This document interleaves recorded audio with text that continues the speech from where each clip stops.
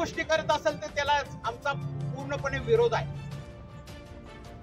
आज महाराष्ट्र शासन असेल याने एसटी प्रवासाचे दर वाढ केले। मी सन्मान्य अजित पवार साहेब असतील, डेपोचे मॅनेजर असतील, साहेब 1 वर्षापूर्वी आम्ही याच एसटी महामंडळाला, याच एसटी डेपोला एक निवेदन दिलेलं होतं की या,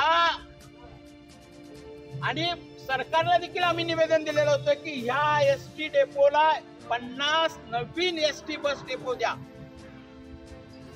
एकीकडे तुम्ही आमच्या भगिनींना, आमच्या ज्येष्ठ नागरिकांना मोफत प्रवास देता आणि दुसरीकडे मात्र तुम्ही भाव वाढ करता।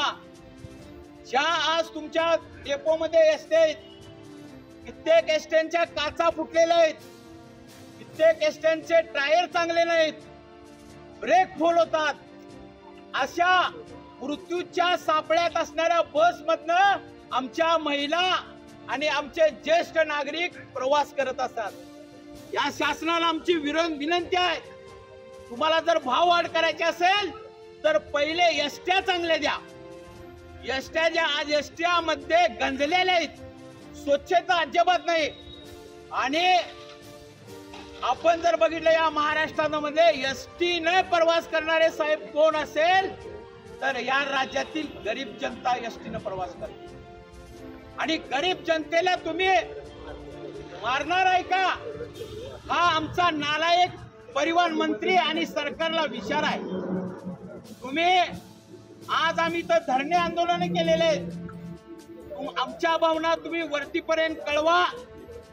कोणत्याही परिस्थितीमध्ये आम्ही दर वाढ करू दिली जाणार नाही, आणि शासनाने आमच्या भावनेचा जर विचार नाही केला तर याच्या पुढे देखील आम्ही जनतेच्या प्रश्नासाठी रस्त्यावर उतरायला मी मागे पुढे बघणार नाही, हा आमचा इशारा आहे। हे साहेब आपण लक्षात ठेवावं।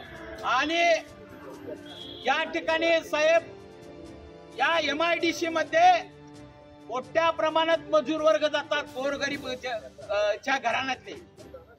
आज अनेक आमच्या तालुक्यातले मुली असतील, विद्यार्थी असतील, या एसटीनं प्रवास करत असतात। चांगल्या एसटीची सुविधा द्या, चांगल्या एसटी द्या, त्यांच्यात स्वच्छता ठेवा। अनाथ या सर्व गोष्टी जर तुम्ही नाही केला तर गाठ मात्र आमच्या शिवसेनेशी हे लक्षात ठेवू नका, ठेवा। हे असा तुम्हाला मी इशारा देतो, आणि शासनाला पण इशारा देतो की दर वाढ झालीच पाहिजे।